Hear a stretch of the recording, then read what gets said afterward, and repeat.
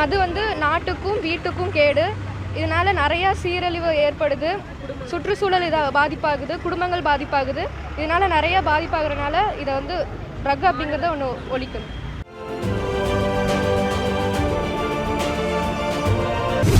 சர்வதேச போதைப்பொருள் ஒழிப்பு தினத்தை முன்னிட்டு தமிழக காவல்துறையின் சார்பில் பொள்ளாச்சி மேற்கு காவல் நிலையம் பள்ளி மாணவ மாணவிகள் பங்கேற்ற விழிப்புணர்வு பேரணியை இன்று ஜூன் 26 அன்று நடத்தியது. இந்த பேரணி சமூகத்திற்கு கேடு விளைவிக்கும் போதைப் பொருட்கள் குறித்து விழிப்புணர்வை ஏற்படுத்தும் நோக்கில் நடைபெற்றது. மத்திய பேருந்து நிலையம் முதல் பாலக்காடு சாலை, வெங்கட்ரமணன் வீதி வழியாக பல முக்கிய வீதிகளில் இந்த பேரணி முன்னெடுக்கப்பட்டது. 200க்கும் மேற்பட்ட தனியார் பள்ளி மாணவ மாணவிகள் கைகளில் விழிப்புணர்வு பதாதைகளை ஏந்தியவாறு நிகழ்ச்சியில் பங்கேற்றனர்.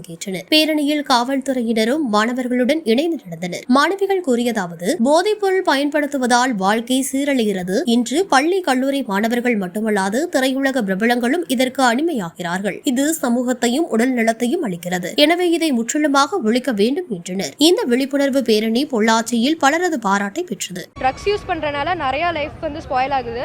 அவங்க யூஸ் பண்றதும் இல்லாம மற்றவங்களுக்கும் அது அஃபெக்ட் ஆகுறனால ட்ரக்கை வந்து ஒழிக்கணுன்ட்டு இருக்கும். இப்போ ரீசெண்டாக வந்து ஆக்டர்ஸும் கூட ட்ரக்ஸ் எல்லாம் யூஸ் பண்ணி நிறையா பேர்த்தோட லைஃப் வந்து ஸ்பாயில் ஆகிட்டு இருக்கு.